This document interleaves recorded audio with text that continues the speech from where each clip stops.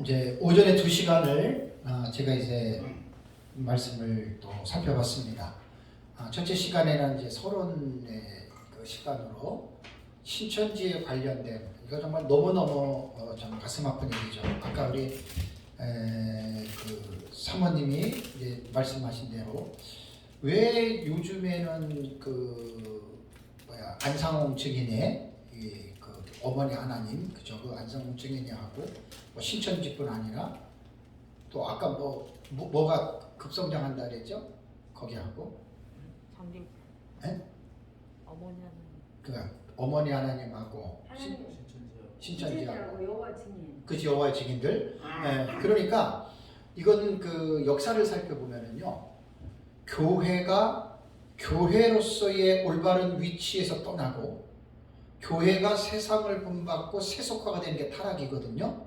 그렇게 되면 반드시 이단과 사이비 종파가 창궐하게 되어 있습니다.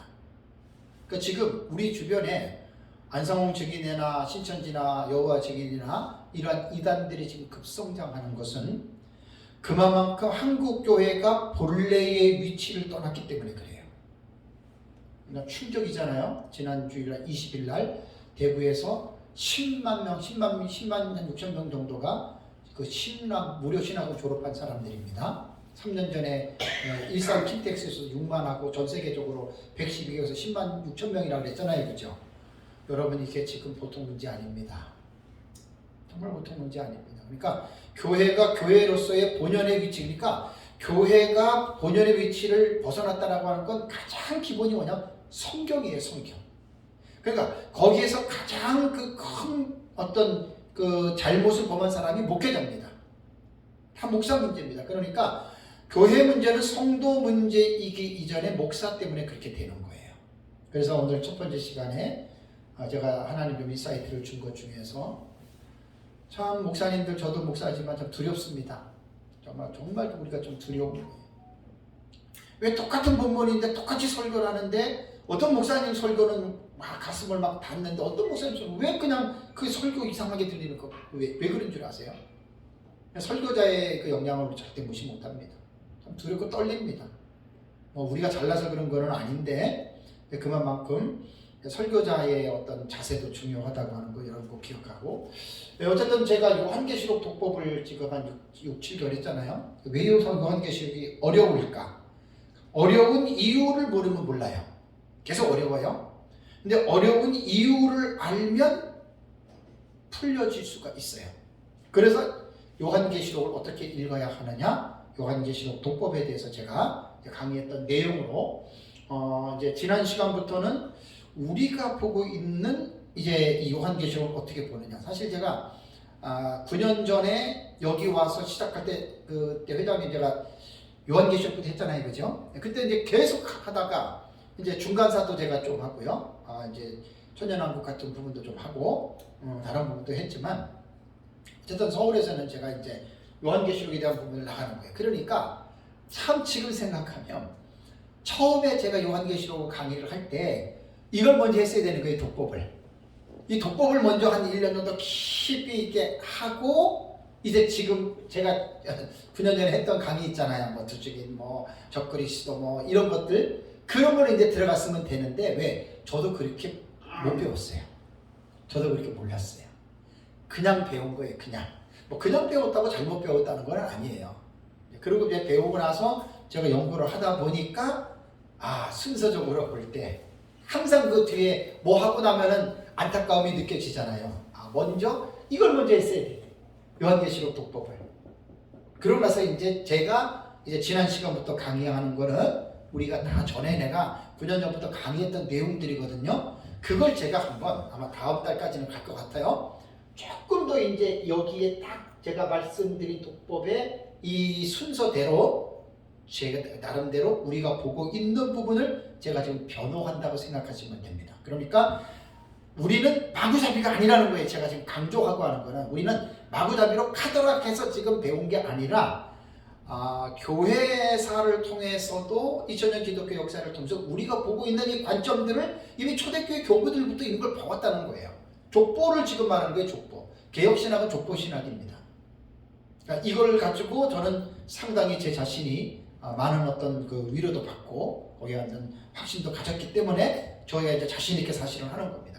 자, 그러면 요한계시록은 묵시적 장르로 기록이 됐어요. 반드시 묵시문학이라고 하는 이 부분을 공부하셔야 돼요. 묵시문학의 기본적인 용어는 주전 2세기부터 AD 1, 2세기까지 유대인들 사회에서 일어났던 문화운동이거든요. 그러면서 이제 지배국으로부터 자기들이 지배를 당할 때 피지배 민족으로서 어떤 자기네들이 독립을 해야 되잖아요.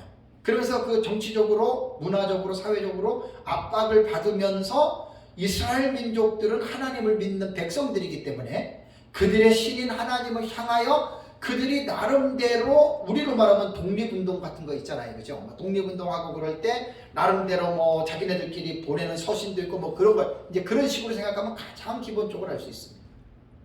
그래서 이 묵시문학이라고 하는 것이 태동된 것이 주전 2세기니까 이스라엘 백성으로 아주 암울하고 힘든 시기에 이제 문학적인 활동으로 익명의 저자가 이스라엘 사회의 유명한 사람들의 이름을 도용을 합니다. 묵시문학은 절대 저자의 나는 누구다라고 밝히질 않아요. 나는 뭐 모세, 뭐 엘리야, 아브라함 예를 들자면 이런 유명한 사람들의 그 이름을 가지고 와서 그리고 이제 자기 민족들을 향한 신에 관한 종교적인 신념을 가지고 그들을 위로하는, 그러니까 묵시문학은 뭐냐면 성령의 감동으로 기록된 하나님의 말씀은 될 수가 없다는 거예요. 민족 자체 내에서 이루어지는 문학적인 어떤 내용의 글이지 그것이 우리가 성경에서 말하는 요한계시록처럼 사도 요한이 썼고 성령의 감동으로 기록된 하나님의 말씀은 아니다. 그러면서 이제 한 3, 4세기 정도 동안에 묵시문학도 뭐 저도 깊이 있게 공부를 안 했지만 그 나름대로의 이제 그 묵시문학적인 그들이 표현하는 표현법들이 있어요. 그러니까 요한계시록이 뭐 색깔이라던가 숫자라던가 인물이라던가 사건이라던가 뭐 동식물 같은 그런 어떤 그 내용들이 나오잖아요. 그런 것들이 이제 묵시문학에서 사용이 되었던 그러한 이제 지식들이라고 하는 말이죠. 그래서 이제 요한계시록은 묵시문학은 아니지만 묵시적으로 기록이 되어졌기 때문에 묵시적인 어떤 이 지식을 가지고 볼 때에는 구약 성경의 묵시적인 책이 뭐냐. 그래서 제가 다니엘서를 말씀을 드린 거예요. 자, 그래서 그 정도로 제가 하는 걸로 하고요. 두 번째는 해석학적인 구조를 말씀을 드렸잖아요. 성경이 기록됐어요. 자, 우리가 읽어요. 중요한 거는 뭐지요? 해석을 해야 되잖아요. 흰말이 나오는데 흰말의 탄 자가 활을 가지고 이기고 또 이기려고 하더라. 이게 첫째 인의 내용이거든요. 그 내용이 뭐예요? 해석이거든요. 그러면 해석학적인 구조에는 제가 텍스트와 사건과 달라. 요 세 가지를 반드시 살펴야 돼요. 그러니까 요한계시록 그냥 읽으면 안 돼요. 해석학적인 요 세 가지가 제일 중요한 건데 첫 번째가 뭐냐면 텍스트예요. 문장을 글로 기록했잖아요. 문장을 글로 기록을 했는데 본문을 이게 문자적으로 읽어야 되냐 아니면 상징의 언어로 기록했고 상징의 요소로 기록된 것은 그러면 상징으로 봐야 되느냐, 이 부분을 잘 선택을 해야 됩니다. 그러니까 요한계시록 안에는 상징적인 표현이 되게 많아요. 상징적인 표현이. 그렇다고 모든 요한계시록의 내용이 상징은 아닙니다. 문자적인 의미도 담겨 있습니다. 근데 2000년 기독교 역사를 통해서 이렇게 종말론이 어떻게 교회들에게 읽혀져 왔는가를 보면 딱 세 가지 방법입니다. 그래서 첫 번째는 요한계시록에 기록된 텍스트를 무조건 문자로 읽어요. 상징으로 기록된 것도 문자적으로 다 해석을 해요. 이렇게 해석하는 그룹이 누구냐면은 대체적으로 세대주의 전천론자들입니다. 철저하게 세대주의는 문자주의입니다. 상징으로 기록됐다 그러다가 문자로 읽습니다. 이게 세대주의의 특징이고, 또 하나는 이거는 상징으로 기록된 묵시적인 책이기 때문에 문자로 봐서는 안 된다. 모든 걸 다 상징으로 봐야 된다. 그렇게 말하는 사람들이 무천년입니다. 똑같은 1260일이 달로 말하면 42달이고 연으로 말하면 3년 6개월인데 문자적으로 보면 딱 3년 6개월이에요. 근데 상징으로 보는 사람들은 3년 6개월 아까 권성수 교수님 말한 것처럼 예수님 부활부터 재림 때까지를 후 3년 반으로 보잖아요. 그러니까 이 상징은요, 어떤 문자적인 의미에서 뚜렷한 기준점이 없어요. 고무줄 마음대로 늘리는 대로 늘리는 거예요. 상징 해석은 상당히 많이 위험합니다. 성경에 뚜렷하고 특별한 어떤 기준이 없으면 이 상징의 해석은 완전히 삼천포로 빠지는 거예요. 그래서 이제 알레고리라고도 부르기도 하고 위험하게 치우치면 알레고리칼 해석 그러잖아요. 그 이단과 사이비들이 다 그 알레고리칼 해석을 합니다. 대표적인 게 신천지입니다. 기가 막힙니다. 모든 걸 다 통 비유로 풀잖아요. 전부 다 비유예요. 그 사람들은 문자적 의미 별로 안 봐요. 다 전부 다 비유 해석해요. 그래서 저는 상징의 해석은 이제 할 필요가 있는데 상당히 조심해야 된다는 거. 그러면 역사적 전천년은 뭐냐? 우리는 지금 이거 세 번째 이 의견을 따르는 거예요. 문자적인 의미를 우리는 중시해요. 무조건 문자 아니에요. 텍스트를 보면서 문자적으로 해석할 것은 대수되는 대로 문자적으로 하되 상징적인 언어와 상징적인 표현은 문자 해석 안 합니다. 세대주의와 그게 다른 거예요. 우리는 상징의 해석은 무천년에서 이상주의에서 하는 것처럼 가감하게 우리도 어떻게 해요? 상징의 해석을 하지요. 그게 어디 나타납니까? 우리는 첫째 나팔, 둘째 나팔, 셋째 나팔, 넷째 나팔을 우리는 상징으로 하잖아요. 그래서 저는 내가 뭐 역사적 전천년을 한다고 뭐 무령을 옳다 이렇게 말하고 싶은 마음은 없어요. 그러나 정말 텍스트를 보는 방식은 역사적 전천년의 방식이 나는 옳다고 봐요. 가장 옳다고 봐요. 우리는 하나에 치우치지 않잖아요. 자, 그렇다면 문자적으로 보아야 할 사실을 한번 볼까요? 여러분, 부활하신 예수님이 계시록 1장 9절에 20절에 보면 사도 요한에게 나타나서 사도 요한에게 말씀하시죠. 이거 문자로 읽어야 됩니까? 상징으로 읽어야 됩니까? 사실 그대로죠. 그 문자적으로 읽는 거예요. 자, 7교회. 계시록 2장과 3장에 에서보도 사빌라 7교회가 있어요. 그 상징으로 봐야 돼요? 문자로 봐야 돼요? 당연히 문자로 보죠. 그 다음에 계시록 4장과 5장에 보면 천국의 성전이잖아요. 거기에 보좌에 앉은 성부 하나님, 주변에 있는 7영 성령 하나님, 그 다음에 어린 양 예수 그리스도, 그 다음에 내생물, 그 다음에 24장로. 이거 문자로 봐야 돼요? 상징으로 봐야 돼요? 우리는 문자로 보는 거예요. 지금 제가 하는 말은 이러한 원리를 가지고 계시록 1장부터 22장까지를 다 지금 우리가 정해놔야 돼요. 여러분, 계시록 결코 간단한 거 아닙니다. 엄청 시간이 걸립니다. 다섯째 인 기억나세요? 다섯째 인을 떼니까 제단 아래에 순교자들의 영혼들이 보이죠? 그 순교자들의 영혼들이 하나님께 탄원하지요? 그 문자입니까? 상징입니까? 우리 문자로 보는 거예요. 그러니까 역사적 전천년은 문자로 보는 거는 우리 문자로 봐요. 그러니까 계시록에 이런 부분들이 꽤 많이 나와요. 자, 둘째와 여섯 번째 나팔이 나와요. 유브라데 전쟁이죠. 우리 문자로 봅니까? 상징으로 봅니까? 우리는 사건 자체를 문자적으로 봐요. 그러나 그 문자적인 텍스트 안에 그 세부적으로 묘사하는 것을 보면은 거의 문자지만 약간 상징이 들어가는 것이 있을 수도 있는데 우리는 이런 텍스트를 문자로 본다. 자, 두중인들이 11장에 보면 1260일 동안 사역하죠. 우리 문자로 본단 말이에요. 그죠? 상징 아니에요. 무천년은 다 상징에 일고 전부 다 상징으로. 자, 하늘에서 12장 7절과 22절에 보면은 미가엘과 용의 전쟁이 일어나죠. 상징입니까? 실제입니까? 우리 문자로 보는 거예요. 그러니까 그대로 텍스트를. 이런 것들을요, 계시록에서 여러분 6장부터 최소한 22장까지는요, 특히 19장까지는 이런 부분들을 명확하게 우리가 딱 구분해야 됩니다. 이 텍스트는 이 사건은 우리가 문자로 봐야 되고 이거는 상징으로 봐야 된다라고 하는 이런 뚜렷한 기준 없이 그냥 자기 마음대로 뭐 이렇게 하고 싶으면 이렇게 하고 저렇게 하고 싶으면 저렇게 하는 거는 여러분 그건 올바른 여러분 그 자세가 아닙니다. 그 다음에 이제 바다에서 올라오는 짐승의 사역 기간이 42달이잖아요. 그죠? 42달 동안 성도를 박해한다 그랬잖아요. 이게 상징적인 기간이에요? 문자적인 기간이에요? 우리는 당연히 문자적인 기간이죠. 9~3년 만에 해당이 되잖아요. 그죠? 후반부에. 그러니까 요한계시록을 제가 연구를 하다 보니까 너무 연구할 게 많아요. 저 혼자 다 못해요. 이거. 이 한 주제를 가지고 이 얼마나 시간이 많이 걸리겠어요. 그러니까 내가 할 수 있는 데까지만 하는. 불이 섞인 유리바닷가 같은 경우 계시록 15장 2절과 4절을 보면 공중의 어느 한 장소에서 그죠?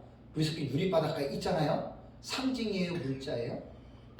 우리 문자적으로 그대로 그 공간에서 일어나는 사건으로 봐요. 그죠? 7번째 대접의 지구 세 갈래로 갈라져요. 다 우리 문자로 보는 거예요. 그래서 역사적 전천년의 텍스트를 해석하는 우리의 가장 기본은 뭐냐면 문자적인 이 해석을 중시하는 거예요. 중시. 다 한다는 거 아니에요. 그 세대주의 말이고 문자적인 해석을 중시하면서도 우리는 상징의 텍스트는 상징으로 한다. 그러면 상징으로 보는 사건은 우리는 어떻게 보느냐? 7별 7촛대 계시록 1장과 20절 1장 20절 7별과 7촛대는 우리는 상징으로 봐요. 그죠? 7별 7 촛대는 원래 등잔이에요. 등잔. 촛대가 아니에요. 그때 등잔에다가 기름을 넣고 심지 꽂아서 한 거예요. 촛대 번역 잘못된 거예요. 7 등잔이에요. 우린 그걸 상징으로 보죠. 꼭 7개 그것만 말하는 게 아니라 상징이고 아까 첫째 인에서 넷째 인 흰말, 붉은 말, 검은 말, 청황색 말 우리 문자로 해석합니까? 상징으로 해석합니까? 우린 상징으로 해석합니다. 왜? 흰말 타고 싸우는 자를 우리 두중인으로 보잖아요. 그 문자 아니잖아요. 그죠? 그러니까 그 세대주의는 문자주의 해석이니까 흰말 탄 자를 적그리스도로 보잖아요. 그 탄자가 적그리스도다. 우리는 문자로 안 봐요. 그죠? 둘째 말, 붉은 말, 칼을 가지고 많은 사람을 해야 하는 거. 우리 전쟁으로 보잖아요. 근데 그 칼을 가지고 나오는 그 자체는 문자는 아니잖아요. 상징이에요. 상징. 검은 말, 기근이에요. 그것도 상징으로 보는 거예요. 우리 문자로 안 보고. 청황색 말, 말탄자의 이름이 다나토스, 사망이에요. 우리가 상징으로 보잖아요. 그러니까 이만큼 우리 역사적 전천년은요 텍스트를 놓고 우리는 구분을 하는 거예요. 문자적인 해석과 상징의 해석과. 그 다음에 계시록 8장 3절과 5절을 보면 금양로를 땅에 쏟지요. 그죠? 우리 문자로 안 봐요. 다 상징이죠. 첫째 나팔 넷째 나팔 아까 말씀드린 대로 이거 상징입니다. 요한이 계시록 10장 1절에서 11절 보면 두루마리를 받아 먹어요. 우리 문자로 해석합니까? 상징이죠. 그죠? 네. 그래서 요한계시록을 보면은 우리는 텍스트에서 읽을 때 우리는 뭘 의미 결정해야 되냐면 문자로 볼 것이냐 상징으로 볼 것이냐를 정확하게 먼저 구분을 해야 됩니다. 음녀가 탄 7머리와 10뿔 문자 아니에요. 상징이에요. 그래서 해석학적인 구조에서는 본문을 기록된 텍스트 본문을 문자로 읽어야 되느냐 상징으로 읽어야 되느냐를 결정을 해야 되는데 문자와 상징의 해석은 전혀 하늘과 땅 차이로 다릅니다. 그래서 요한계시록이 어려운 거예요. 다음에 이제 두 번째 거의 뭐 요한계시록을 무천년 전천년으로 구분하시는 분들은 이 두 번째 걸 가지고 거의 다 이걸로 이야기를 해요. 요거 이게 다가 아닌데 요거이 다가 아닌데 사건이 아까 말씀드린 대로 요한계시록 전체에는 61가지 사건이 나와요. 제일 중요한 것은 본론은 6장에서 19장이라고 했어요. 44가지 사건이 나와요. 여러분 사건이라고 하는 것이 나올 때 무슨 일이 뻥 터졌어요. 무슨 일이 일어나요. 또 무슨 일이 일어날 것을 예고를 해요. 그럼 일반 사람들은 문학적인 차원에서 어떤 사건이 일어났다 그러면 어떤 원칙 속에서 그 사건을 바라보죠? 가장 육하 원칙이잖아요. 그죠? 누가, 어디서, 무엇을, 어떻게, 왜? 누가, 어디서, 언제, 그렇죠? 언제 빠졌죠? 언제. 누가, 어디서, 언제, 무엇, 언제, 어디서, 무엇을, 어떻게, 왜, 그죠? 이거는 여러분, 기본 상식이잖아요. 그죠? 그리고 요한계시록에는 총 61가지 사건이 나오는데, 그래서 이 사건을 볼 때 최소한 우리는 기본적인 문학적인 요소인 육하 원칙 속에서 우리는 그 사건을 이해해야 됩니다. 첫째 인이 딱 떼졌어요. 흰말이 나와요. 탄자가 이기려고 해요. 그렇다면 이 사건은 사건이니까 언제 일어나느냐를 먼저 밝혀야 돼요. 그죠? 언제 일어나는 거냐? 누가? 어떻게? 왜? 무엇 때문에? 이게 어디서 일어나느냐? 이건 기본적인 거예요. 그래서 이러한 육하 원칙 속에서 제가 전체적으로는 말을 못하더라도 언제 일어나는 사건이냐에 대해서는 교회들이 관심을 갖고 읽었거든요. 2000년 동안에. 그래서 사건에 대한 해석에는 계시록에 기록된 내용이 과거주의다라고 말하는 사람들이 있었다 그랬죠. 더 이상 설명 안 할게요. 역사주의로, 이거는 이제 말 그대로 AD 70년이나 아니면 476년에 서로가 멸망할 때 이미 이건 딱 요한계시록 20장, 21장 그 이후에 빼놓고 다 이루어진 거예요. 과거에. 그래서 과거주의예요. 역사주의는 과거주의긴 과거주의인데, 과거주의는 스펙트럼이 기간이 짧아요. AD 70년이나 솔로몬 멸망 때까지 476년 짧은데, 역사주의는 예수님 재림 때까지 쭉 늘려서 봐요. 그리고 역사주의의 특징은 그 계시록의 사건들을 교회사 시대에 일어난 사건들로 막 집어넣어요. 심지어는 어떤 사람들은 1차 세계대전, 프랑스 혁명 이런 거 있잖아요. 스탈린 레닌 혁명, 뭐 그런 것까지 막 얘기를 하더라고. 역사주의에서 또 되게 복잡해요. 역사주의는 이런 거고, 미래주의는 우리가 말하는 대로 예수님 재림 직전, 그 쉽게 말하면 종말 직전에 일어나는 사건이다. 이게 미래주의란 말이에요. 그럼 생각해 보세요. 과거주의, 역사주의, 미래주의는 똑같이 공통점이 뭐예요? 사건이 분명히 이 세상에서 일어난다라고 하는 한 가지의 단일 사건으로는 보고 있죠. 다만 시기가 다를 뿐이죠. 여기서 네 번째로 나오는 상징주의, 이상주의입니다. 이상주의.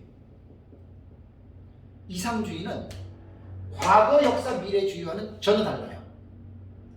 한 가지 일어나는 단일 사건으로 안 봐요. 이 사건은 상징을 하는 것이다라고 해서 이렇게 해석을 하고, 이거는 신약시대 교회사 전 시대에 이러한 일들이 일어난다. 대체적으로 이렇게 해석하는 거예요. 그 상징주의 무천년 해석이 이제 이렇게 하는 거예요. 그리고 또 여기서 그들은 어떤 기준을 세워놨냐면, 선과 악이 이 세상에서 계속 싸운다. 근데 결국 누가 이긴다? 선이 이긴다. 하나님의 세력이 이긴다. 요런 틀을 만들어 놓고 요한계시록을 다 이렇게 상징으로 끌고 가는 거예요. 적그리스도, 그러면 우리는 적그리스도가, 미래주의는 어떻게 해요? 보세요. 똑같은 적그리스도 하나 출현을 얘기를 할게요. 계시록 13장 1절에서 8절을 보면은 바다에서 올라오는 짐승 나오죠? 그 짐승이 적그리스도예요. 그럼 언제 출현하느냐? 과거주의자들은 네로 황제 때 적그리스도 나타났다 이렇게 끝내버려요. 역사주의자들도 어느 시대에 일어났다라고 끝내버려요. 미래주의는 아직 안 나타났어요. 이상주의는 그렇게 어느 시대에 나타난 그 사람 아니야. 교회사 시대의 적그리스도는 어떻게? 항상 일어나는 거야. 요게 이상주의 해석입니다. 상징의 해석. 요거를 정확하게 이해를 하셔야 돼요. 남 비판하지 마세요. 절대 비판할 필요 없어요. 그러니까 이해하면 돼요. 이해하면. 2000년 동안에 교회가 요한계시록을 이렇게 읽어왔어요. 네 가지 방식으로. 이게 제 말이 아니고 책에 다 나오는 거예요. 근데 우리는 뭘 본다고요? 우리 미래주의로 보는 거예요. 우리는 미래주의. 그러나 최근에 와서 또 하나가 추가가 됐어요. 그게 뭐냐면 절충주의입니다. 종합주의. 현재 지금 이거예요. 세계가 다. 우리나라도 정말로 지금 이렇게 갑니다. 절충주의. 그 어느 하나를 특정적으로 과거, 역사, 미래, 상징 이렇게 갖지 말자는 거죠. 다 그 파트에서 말하는 중요한 장점들이 있죠. 그걸 다 모으는 거예요. 아까 말씀드린 대로 잡탕밥을 만드는 거예요. 짜장밥, 짜장, 카레, 된장, 고추장 네 개를 넣어가지고 밥을 이렇게 비벼 보셔요. 그 맛이 한번 먼저 한번 실험해 볼까요? 카레하고 저기 짜장하고 고추장하고 된장하고 넣고 카레밥은 카레의 맛의 특징이 있고 그죠? 된장은 된장의 특징이, 짜장은 짜장의 특징이 있고 고추장의 특징이 있는데 정확하다의 맛을 보면 네 가지를 보면 도대체 이게 뭔 맛이지 이것도 나고 절충주의가 여러분 그런 겁니다. 요게 이제 기본 개념. 내가 강의 시작할 때마다 이건 다 했어요. 왜냐면 달달달 하셔야 돼요. 안에 금방 잊어버리잖아요. 자, 그러면 이제 이 시간에는 미래주의 해석법을 제가 조금 더 자세하게 할게요. 요건 기본이니까. 자, 그러면 역사적 전천년의 정체성은 아까 텍스트를 해석할 때 문자적 해석, 문자와 상징을 같이 본다 그랬어요. 문자적 해석을 중시한다고 그랬습니다.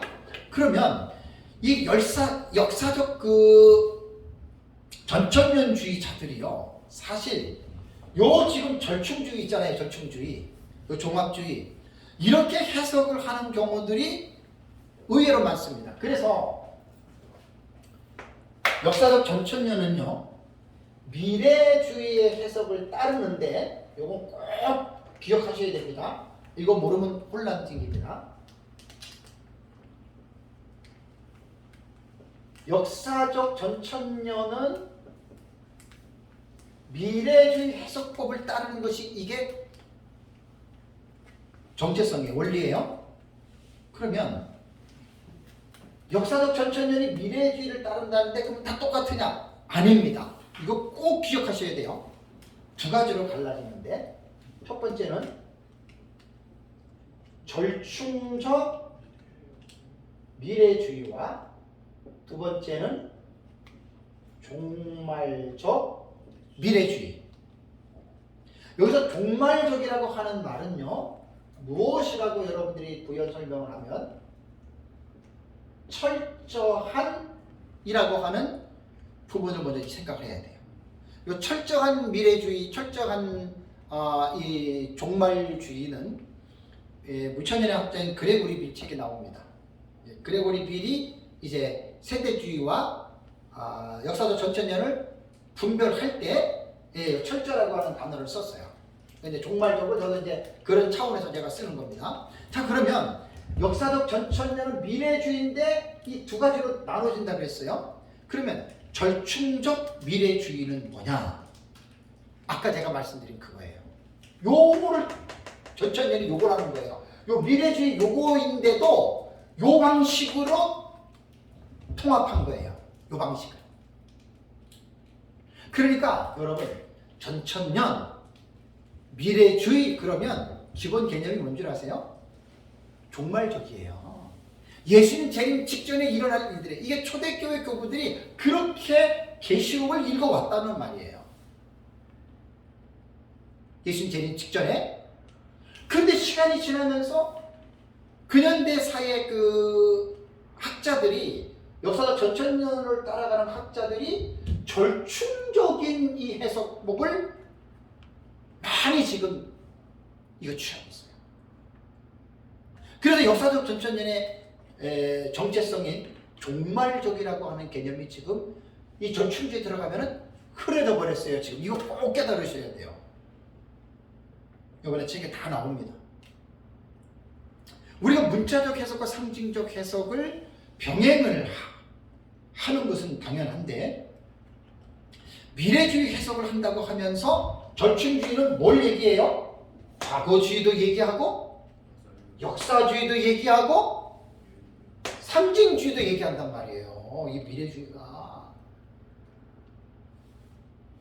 그러면 역사적 천천년 미래주의에서 절충적 미래주의는 뚜렷한 특징이 없는 거예요.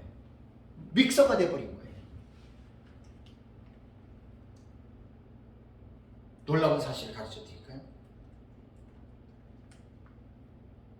우리가 그렇게 전천년주의의 한국의 주자로 말하는 박윤선 박사님이 여기 속합니다. 그거 꼭 아셔야 돼요. 제가 처음에 민목사님한테 배우고 전천년이 이런 거보다 막 은혜를 받고 너무 좋아서 나는 다 그렇게 보는 줄 알았어요. 민목사님처럼. 근데 박윤선 박사님이 전천년인데 민목사님이 박윤선 박사님한테 배웠잖아요. 중신에서. 박윤선 박사님 주석을 보니까 이게 아니야. 예를 들자면 12장에 해로 옷 입은 여자가 나오죠. 우리 해로 옷 입은 여자를 우리는 촛대교회를 보고 그 해로 옷 입은 여자가 낳은 아들을 우리는 두중인 마지막 시대 사명자로 보죠. 그죠? 그 다음에 그 아들이 하늘로 올라갈 때를 우리는 두중인들이 순교를 당하고 하늘로 승천하는 것으로 보잖아요. 박윤선 박사님 주석을 봐보세요. 해로 옷 입은 여자 마리아, 낳은 아들 예수, 하늘로 아들이 올라갔다 예수님 승천. 근데 그거를 그레고리 빌이나 무천년 학자들 보니까 무천년 학자들도 똑같이 얘기를 해요. 요런 게 한두 가지가 아니에요. 요런 게. 무슨 말인지 아시겠죠? 근데 제가 그레트 오스빌하고 로버트 마운스, 미국의 유명한 주경신학자들입니다. 아주 주경학자들이에요. 그분들 그 주석도 내가 보니까 어머머? 그분들도 그래요. 그러면 문제가 뭐겠어요? 현존하는 역사적 전천년의 학자들의 박윤선 박사님이나 오스빌, 그 다음에 마운스 같은 이런 학자들을 볼 때 그분들이 만약에 기준이 된다면 역사적 전천년은 뭐라고 봐야 돼요? 이걸로 보는 거예요. 이걸로. 그러면 더 기가 막힌 얘기를 해볼까요? 무천년이 있죠. 이상주의 있죠. 요 이상주의라는 무천년의 해석 그 6장부터 19장까지 있잖아요. 그 내용들이 거의 절충주의의 모델이에요. 거기에 지금 역사적 전천년이라고 하는 이 절충적 미래주의자들이 쉽게 말하면 안 좋은 말은 뭐 좋은 말인지 안 좋은 말 담합한 거예요. 담합은 이게 왜냐면 그럴 수밖에 없는 게 요한계시록 자체가 워낙 어렵고 난해하잖아요. 그러니까 처음에 배울 때는 자기의 의지로 절대 해석을 못해요. 당연히 믿음의 선진들의 주석이라든가 우리가 책들을 봐야 될 거 아닙니까? 책을 보다 보면 전천년이 무천년 보고 무천년이 전천년 보고 세대주의 보고 다 이렇게 짬뽕에서 볼 거 아니에요. 그죠? 그런데 자기가 가지고 있는 어떤 뚜렷한 어떤 신학적인 체계나 입장이 없으면 어떻게 되는 줄 아세요? 정리가 안 돼요. 구별할 수가 없어요. 그러나 내 것이 어떤 것이라고 하는 뚜렷한 어떤 딱 특징이 있고 뚜렷하게 내가 예를 들어서 어떤 것을 정해놨다면 그 사람은 이것에 흔들리지 않아요. 뭐 이해는 다 하시겠지만 이게 지금 대단히 중요한 말입니다. 자, 어떤 목사님이 요한계시록을 설교를 하려고 해요. 교회에서. 모르잖아요. 그러니까 당연히 우리 목사들은 주경신학자들의 주석을 봐야 되잖아요. 박윤선 박사님 주석 꺼내놨어. 그 다음에 그레고리 빌 무천년에 2000페이지 넘어요. 그레고리 빌 그것도 꺼내놨어요. 그 다음에 이제 세대주의에서 유명한 그 사람 누구죠? 세대주의 제가 늘 말하는 그 주경학자 세대주의 뭐 우리나라 이상근 박사고 외국의 유명한 세대주의 신학자 왈부드 예. 왈부르도 것도 꺼내놓고 이상근 박사님도 꺼내놨어요. 자, 그리고 이제 요한계시록을 이제 설교를 해요. 제가 확실하게 예언하겠는데요. 뭐가 뭔지 모르고 그냥 끝날 거예요. 오히려 머리가 더 혼란해져요. 왜? 그 사람들이 보는 사상의 입장이 정체성이 다르거든. 전천년, 무천년, 세대주의 다르거든요. 그 중요한 거는 뭐냐면 이런 사람들은 설교를 이렇게 해야 됩니다. 헤롯 옷 입은 여자는 누구는 마리아라고 얘기를 하고, 누구는 투증인이라고 얘기하고, 누구는 구약교회를 얘기하고, 누구는 이렇게 얘기합니다. 그리고 끝내야 돼요. 거기서 조금 더 발전되면 나는 마리아라고 생각합니다. 이제 그렇게 넘어가는 거예요. 자, 그러면 성도들이 그 설교를 들었다고 생각해 보세요. 그러면 어느 장단에 춤을 춰야 돼요? 마리아의 춤을 춰야 돼요? 투증인의 춤을 춰야 돼요? 구약 교회의 춤을 춰야 돼요. 자, 요한계시록을 이렇게 처음부터 끝까지 했다? 근데 그렇게 할 수밖에 없어요, 목사님들이. 내가 너무나 잘 알아요. 왜? 자기의 뚜렷한 기준이 없거든. 그러니까 이 책 꺼내고 저 책 꺼내고 이 책 꺼내고 저 책 꺼내고 하면은 최소한 이것밖에 할 수밖에 없어요. 그러니까 그렇게 설교를 자 1장부터 22장까지 마쳤다고 생각해 봅시다. 머리에 뭐가 남겠어요? 더 혼란해져요. 그죠? 하나 아는 사람은 참 간단한 게 뭐냐면 하나만 아니까 하나가 나름대로 정리가 될 거 아니에요. 그죠?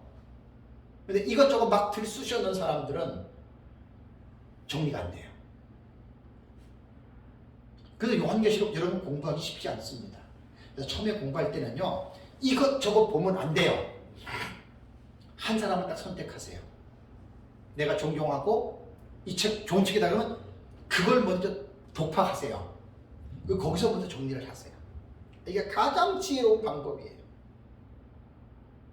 그리고 어느 정도 내가 하나의 그 체계를 딱 세워놨잖아요. 흔들리지 않을 정도로 체계 세워놨잖아요. 그러면 다른 걸 봐도 흔들리진 않아요. 근데 이게 결코 쉽지 않아요. 처음에 왜냐면 처음에 기준을 잡을 때 잘못된 기준을 잡아놓으면 이건 진짜 한도 끝도 없습니다. 참 어떨 때는 불행할 수도 있을 정도입니다. 그래서 이 절충적 미래주의는요, 여러분 잘 생각해. 제가 지금 이게 틀리다 이러려고 말을 하는 게 아니에요.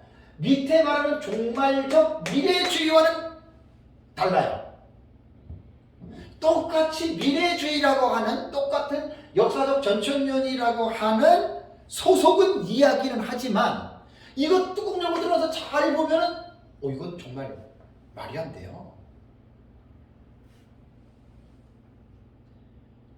계시록 10장에 14만 4천이 인을 받잖아요. 그죠? 그 다음에 9절부터 17절까지 신옷 입은 큰 무리가 나오잖아요. 무천년의 해석은 14만 4천 인 받은 자가 구원받은 총수라 그래요. 그 다음에 신옷 입은 큰 무리들은 구원받은 사람들이 천국에서 있는 모습이라고 이야기를 하거든요. 이게 무천년 해석이에요. 세대주의자들은 유대인이라고 하는 단서를 붙입니다. 유대인들의 구원받은 자, 유대인들의 구원받은 총수, 이렇게 보는 게 세대주의고요. 역사적 전천년은 뭐냐? 절충적 미래주의 박윤선 박사님은 똑같이 무천년과 똑같이 말을 합니다. 똑같아요. 근데 종말적 미래주의 우리는 그렇게 안 봐요. 왜냐하면 종말적 미래주의는 제가 항상 말해요. 신학의 기초가 있어야 돼요. 기초. 아까 다니엘서 9장 24절에서 27절에 70일의 계시 우리 기초 둔다 그랬죠. 거기서 한 일을 7년으로 본다 그랬어요. 그 7년이 예수님의 재림 직전에 일어나는 사건이라고 그랬어요. 그리고 7년 안에 한 일에 일어나는 사건을 6장부터 19장까지 7년 안에 일어난다고 우리는 이 신학적인 분명한 기준이 있고 체계가 있지요. 그러면 뭐가 문제가 되겠어요? 7장에 14만 4천 인침, 신옷 입은 큰 무리가 그 사건이 다 언제 일어나는 거예요? 한 일의 기간에 일어나는 거잖아요. 예수님 재림 직전에. 그래서 우리는 14만 4천의 인침을 마지막 시대 사명자인 두 증인들의 인침으로 보고 신옷 입은 큰 무리는 전삼년만 끝나고 후사년만 들어갈 때 예배초에 들어가 있는 걸 우리 해석하잖아요. 그죠? 우리는 이런 신학적인 철저한 기준이 있단 말이에요. 이게. 그런데 이제 절충적 미래주의는 무천년과 역사적 전천년에서 절충적 미래주의는 이런 기준이 뭐냐? 이 사람들의 기준은 역사주의적인 해석법에 근거해요. 신약시대 전체.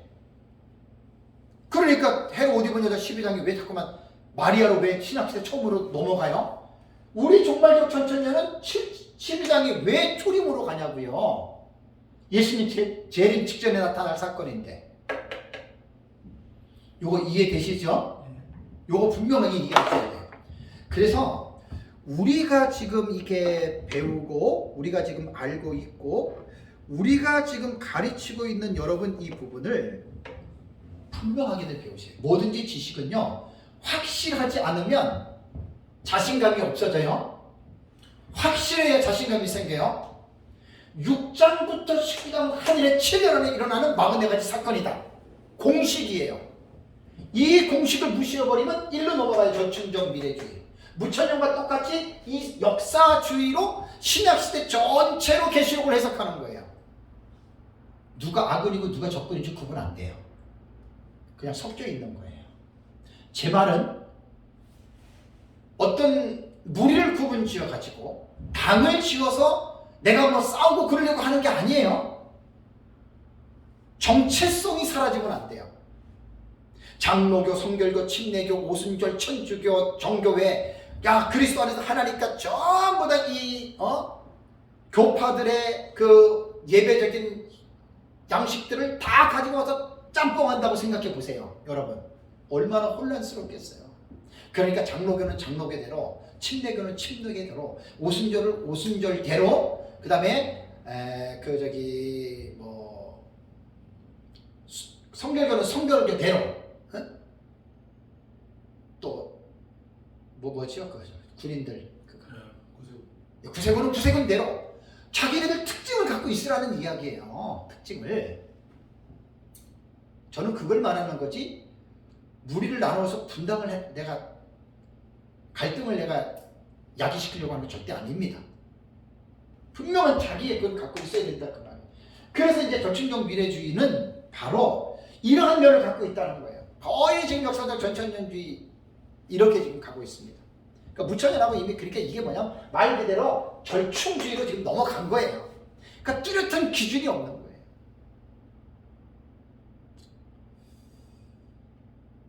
우리나라가 지금 좌파와 우파의 정치적인 지금 사상 때문에 혼란스럽잖아요.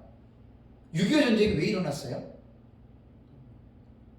대한민국 안에 공산주의 세상, 사회주의 그 사상이 들어와가지고 북한을 중심으로 공산주의 됐잖아요. 그런 사상 때문에 전쟁이 일어났잖아요. 지금 우리나라 사회가 어때요? 옛날 어르신들은 그걸 지금 기억이 난다 그러잖아요. 사회주의와 민주주의 지금 충돌입니다. 우리나라. 옛날에는 좌파 공산주의 꿈쩍도 못했는데 지금은 그 사상에 너무나 많은 사람들이 지금 거기 들어가 있어요. 만약에 사회주의 공산주의 사상이 많아진다, 우리나라 100% 북한하고 넘어갑니다. 북한으로. 이거 확실한 거예요. 이게 연결가 된다는 거예요. 지금 우리는. 그러니까 사상은 뚜렷한 자기 사상을 가지고 있어야 돼요. 자, 그러면 종말적 미래주의 해석법을 보겠습니다. 요거 이제 두 번째예요. 절충주의, 미래주의 이런 내용인데, 종말적 미래주의는 요거 이제 또다시 두 개가 나눠져요. 요거 잘 이해하셔야 됩니다. 종말적 미래주의는 두 가지로 갈라지는데, 첫 번째는 온건한 철저 미래주의. 이거 제가 만든 용어예요. 다음에 극단적 미래주의. 여기에 이 미래주의라고 하는 말 속에는 철저한이라고 하는 이 용어가 들어가요. 왜냐하면 이게 종말적 미래주의는 철저한 그 속에 들어가니까. 그렇다면 여러분 이거 잘 이해하셔야 됩니다. 온건한 철저 미래주의는 뭐냐? 이게 바로 우리가 보는 거예요. 꼭 이렇게 표현하셔야 돼요. 온건한 철저 미래주의는 뭐냐면 아까 말씀드린 대로 구약성경 다니엘서와 신약성경 요한계시록을 우리 연계시켜요. 그래서 아까 말씀드린 대로 다니엘서 9장, 24절과 21절에 나온 70일에 있죠. 그 70일에서 한 일에 남지요. 그 한 일을 6장부터 19장까지 우리는 해석하는 것을 온건 철저한 미래주의는 미래주의인데 온건한 이게 바로 역사적 전천년의 정설이고 극단적 미래주의는 뭐냐? 극단적 미래주의 해석이 바로 세대주의입니다. 요걸 지금 사람들이 구분을 못하는 거예요. 지금 한국교회 안에 역사적 전천년주의자들. 우리 보면 제가 주변에 아는 사람 보면 내가 전천년으로 10년 있었느니 20년 있었느니 30년 있었느니 그러나 뭐라 그런 줄 아세요? 있어 보니까 전천년이 이게 안 맞는 것 같대. 도저히 모르겠대. 나 몇 사람 있어요 제 주변에. 나는 그런 사람한테 너무나 안타까운 게 뭐냐면 전천년의 정체성을 모르는 거예요. 지금 이런 것들을 구분하지 못하니까 무조건 전천년이야. 지난번에도 말씀드렸지만 세대주의의 전천년 종말론을 가지고 있는 사람들이 또 사입에 가까운 사람들이 뭐라 하는 줄 알아요? 역사적 전천년이래. 여러분 이거 얼마나 지금 아이러니한 일인 줄 아십니까? 세대주의거든요 그 사람. 근데 자기는 전천년이래. 그럼 그 사람이 세대주의와 전천년을 구분해요 못해요? 못하는 거예요. 그럼 왜 세대주의자가 왜 전천년이라 그랬겠어요? 이유가 있어요. 세대주의는 항상 많이 두드려 맞잖아요. 그죠? 세대주의는 항상 잘못된 인식들이 많잖아요. 그러니까 자기는 이제 그런 인정 받고 싶지 않다는 거죠. 그런 인정 받고 싶지 않고 자기도 난 전천년이라고 하는데 전천년의 입장을 갖고 있는 제가 볼 때는 아니거든요. 그 사람 전천년 아닙니다. 세대주의입니다. 세대주의. 그래서 극단적인 미래주의 해석법은 세대주의 해석법인데, 근데 여러분 기가 막힌 게 뭔지 아세요? 전천년이나 세대주의나 아까 말씀드린 70일에 있잖아요. 너무나 틀은 똑같아요. 너무나 틀이 똑같아요. 그러니까 웬만한 지식이 없으면 전천년과 세대주의를 구분을 못합니다. 다 그게 그거 같고 그게 그거 같고 그냥 뭉뚱그려서 도는 거예요.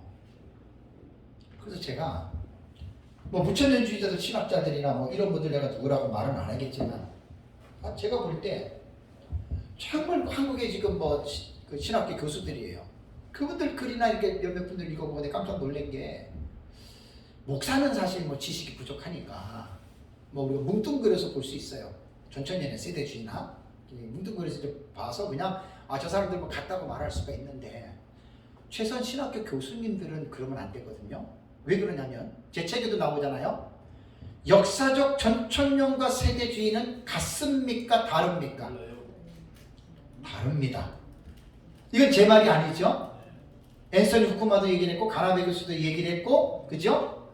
그 외에 많은 학자들이 박영련 박사님, 박윤선 박사님조차도 역사적 전천년과 세대주의는 분명히 다르다라고 얘기를 했잖아요. 그러니까 다르다라고 말할 수 있는 사람들은 구분을 하는 거예요.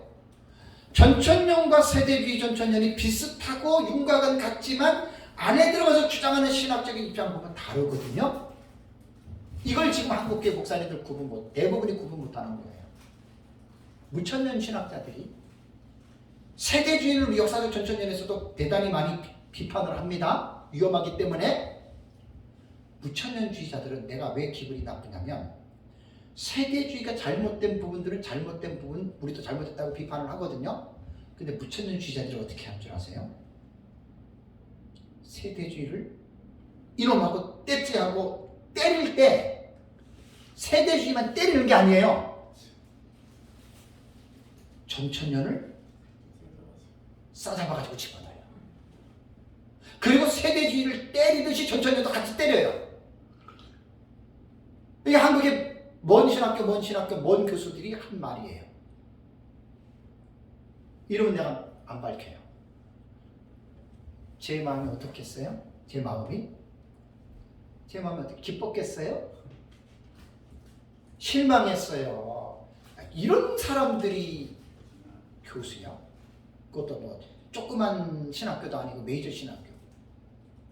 이런 사람들이 어떻게 무천년이라 하더라도 어떻게 이런 사람들이 이런 신학교에서 교수를 할까?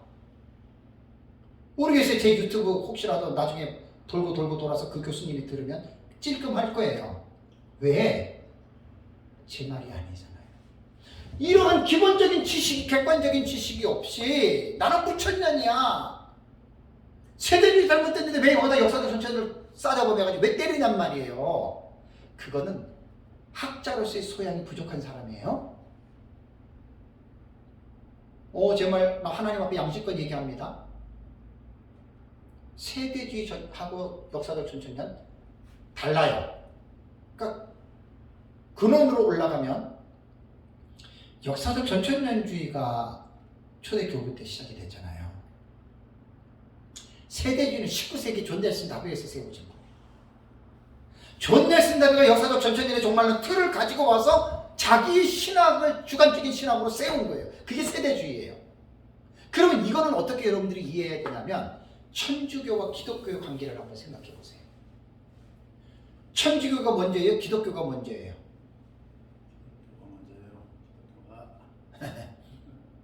당연히 기독교가 먼저인데 신정통주의나 자유주의 신학자들은 천주교가 형님입니다. 난 기가 막혀서 세상. 지금 역사학 교수들도 내가 가끔 들어보면 좀 가슴이 좀 그런 게 진짜 참 기독교가 개신교로 부르면 맞습니까? 틀립니까? 나는 여기서부터 역사의식이 차이가 난다고 봐요. 일반 이제 학교에서는 구교 신조 이렇게 얘기해요. 그러니까 학교에서는 천주교는 100% 그렇게 하는 거고 자기네들 구교니까 큰 집이고 얘기를 하는데 아니 기독교에서조차 그런 역사관을 가지고 신학자들과 목사님들이 강의할 때 하는 거 보면 난 마음이 되게 불편해요. 우리 기독교는요 사도들과 선지자들이 터에서 세워진 거예요. 그게 12제자 초대교부들. 우린 그거거든요.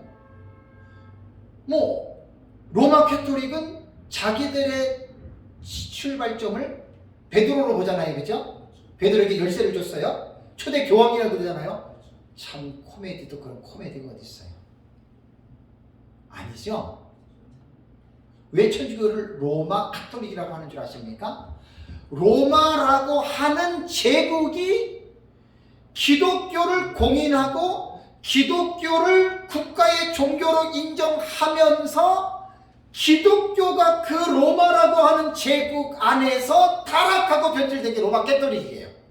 그 로마 캐토릭의 시작은 언제냐면 AD 313년 콘스탄틴 대제가 밀라노에서 기독교를 공인하면서 시작이 됐고 392년경에는 데오토시오 황제가 기독교를 로마 국교로 인정하면서부터 천주교는 그렇게 시작을 해야 되지 않겠습니까, 여러분? 맞습니까, 여러분? 아이고 참나. 사람이 많으면 막 박수를 쳐야 되는데 사람이 얼마 없어가지고. 아이고. 여러분 한번 생각해 보시라고. 이게 제가 가지고 있는 역사가 아니에요. 그러면서 로마라고 하는 카톨릭이 캐서릭이라고 하는 이 용어는 되게 멋있는 말이에요. 캐서릭 처치는 보편교회란 말이에요. 네? 좋은 용어는 이단들이 나쁜 사람들이 다 갖다 써버리잖아요. 캐서릭 처치라고 그래. 캐서릭 처치. 좋은 용어라고요. 그러면서 이제 점점 어떻게 됩니까? 로마라고 하는 제국이 나라를 제국을 다스리기 위해서 종교를 이용하잖아요. 종교를.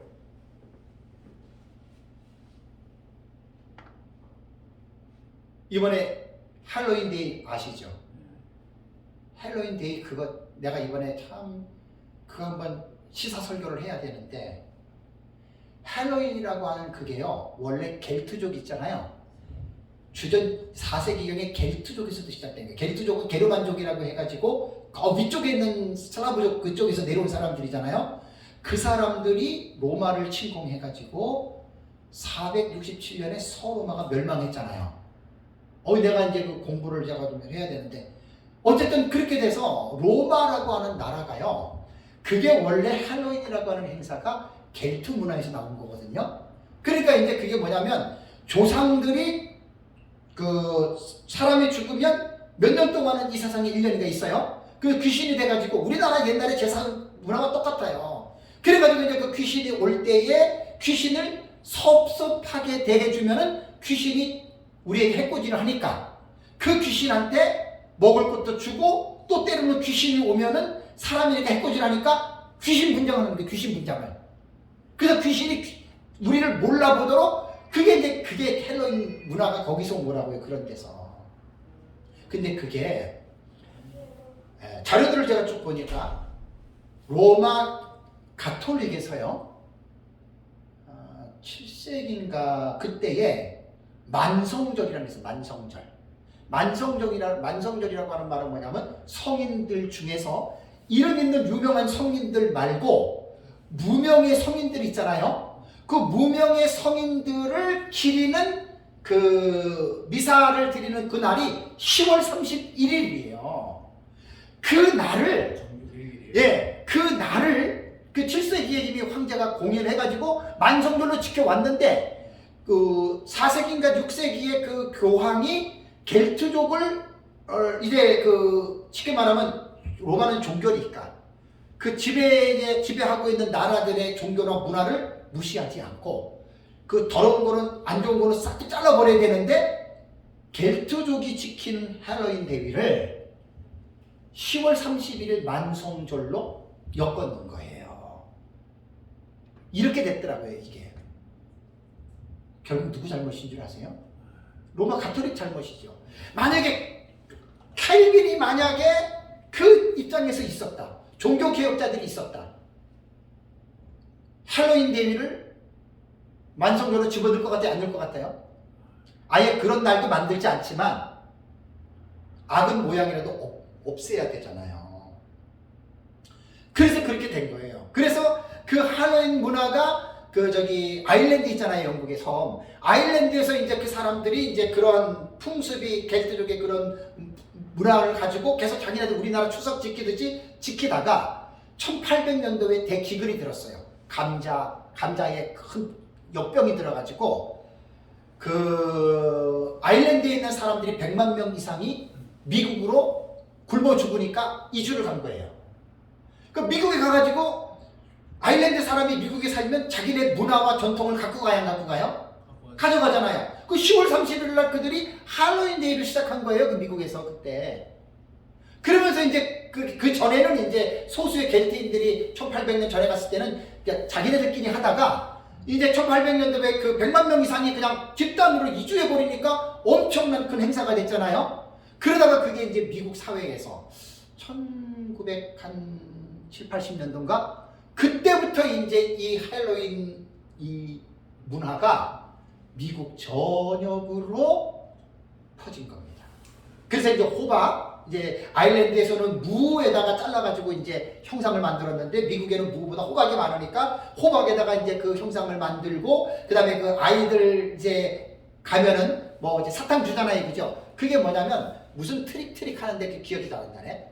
뭐 그게 뭐냐면 아이들이 귀신 분장을 하고 가잖아요. 그 내가 이 집에 왔는데 나를 잘 대해주지 않으면 내가 해코지 할 거야. 그런 거예요. 그게. 그래서 이제 그 헬로윈 데이 되면 각종 기괴한 그 귀신 모양을 하잖아요. 그걸 가지고 미국에서 된 것이 안타깝게도 대한민국하고는 전혀 상관이 없는 컬처잖아요. 그 문화가 들어와 가지고 이태원 같은 데에서 그게 이제 계속 해마다 그런 해괴망측한 일이 일어났던 거예요. 다시 이제 돌아갈게요. 로마 캐톨릭. 그러니까 교황이 잘라버리지 않고 그들 다 품어야 되니까 그러니까 로마 캐톨릭이 자탕 종교란 말이에요. 싱크리티즘이에요. 싱크리티즘. 혼합 종교잖아요. 혼합 종교. 다른 이단보다도 더욱더 나쁜 게 여러분 로마 캐톨릭입니다. 차라리 이단과 사이비는 전혀 다르니까 괜찮은데 로마 캐톨릭은 얼마나 여러분 무서운지 아십니까? 그 실체가. 그러니까 우리가 캐톨릭에 대해서는 말을 할 때는 역사에 대한 이 부분을 분명하게 여러분들이 인식하고 계셔야 돼요. 우리 기독교 역사랑 로마 캐톨릭의 보는 역사관이 달라요, 그죠? 그러니까 저는 이렇게 보는 거예요. 그러다가 이제 이게 한 중세 시작을 보통 그레고리 1세 한 590년부터 중세 시작으로 보거든요. 그때는 완전히 로마 가톨릭이 기독교를 완전히 막 더럽힌 거죠, 완전히. 그때부터 이제 종교 개혁 때까지 로마 가톨릭이 기독교를 어떻게 만들어 놨어요? 회개망치가 괴물로 만들어 놨잖아요. 그때 하나님이 루터와 칼빈과 쯔빙글리 같은 종교 개혁자들을 통해서 개혁을 일으킨 것은 우리가 로마라고 하는 큰 집에서 우리가 분가해서 작은 집이다 이런 개념이 아니고, 우리는 원래 로마라고 하는 가톨릭이 기독교를 가지고 정치적인 용도로 이용하고 기독교를 더럽히고 타락하게 만들었는데, 우리는 원래 초대교회를 우리는 회개한다는 거예요. 종교개혁이. 로마 캐톨릭에서 분리돼서 우리는 새로운 신교라는 그런 개념이 아니고 초대교회로 돌아가는 거예요. 이게 종교개혁 아닙니까, 여러분? 원래로 돌아가자는 말이에요, 원래.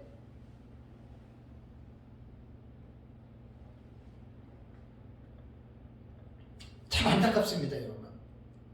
분명한 역사관을 의식을 갖고 계세요. 개신교라고 하는 말 쓰지 마세요. 그건 로마나 일반 사람들이 쓰는 거지 자존심도 없어요, 기독교인들이. 우리는 사도과 선지자들의 터위에서 세운 기독교입니다. 우리는 로마라고 하는 나라가 기독교를 가지고 완전하게 더럽히고, 그 종교가 지금 로마 캐톨릭입니다. 지금 완전히 기독교에서 별종을 만들어 놨잖아요. 별종도 희한한 별종을 만들어 놔가지고, 그래서 이단 중에 제일 큰 이단이 천주교입니다. 이거는 성경에 대한 절대성을 부여하지 않는 사람들은 이 말을 못 받아들이는데, 솔라 스크립토라, 토타 스크립토라, 오직 성경이에요. 전 성경 66권이에요. 여기에 딱 사로잡혀 있는 사람들은 로마 캐톨릭이 제일 큰 이단이에요. 다른 사람들은 이 말을 이해를 못해요.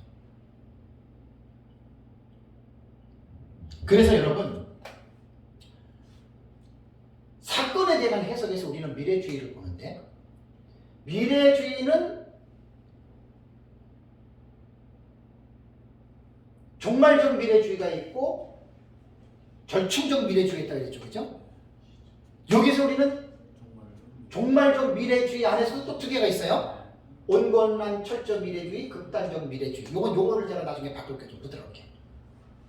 그래서 우리는 역사적 전천년은 온건한 철저 미래주의에 속한다.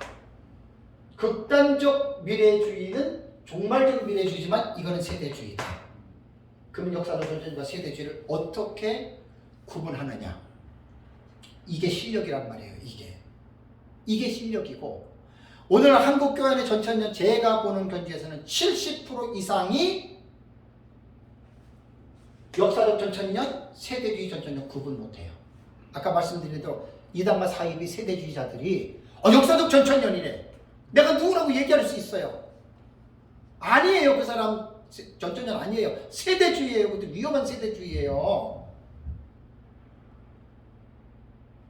이 유튜브 뭐 많이 있는데 볼 시간도 안 보죠. 너무 기가 막혀. 김포의 어떤 목사 자기 역사적 전천년이래. 아예 아니에요. 세대주의도 뭐 지금 점진적 세대주의 뭐 그런 것도 아니고요. 고전 세대주의예요. 위험한 세대주의. 자기는 환란된 휴거를 위해서 하나님이 자기를 불렀다고. 참 정말 웃기네. 거기 지금 사람들 엄청 모입니다 지금. 그런 거 아니에요. 그래서 이번 시간에는 사건을 해석할 때 5가지 방법 중에 우리는 미래주의고, 이 부분의 말씀을 드렸기 때문에 잘 여러분들이 이해하시고, 정말 우리가 믿는 것이 이렇게 정확하게 여러분들이 설명할 수 있어야 돼. 성도들한테 설교도. 그럼 성도들이 알아듣거든요. 여러분들 이게 1시간이 되겠어요? 많이 해야 됩니다. 잠깐 쉬겠습니다.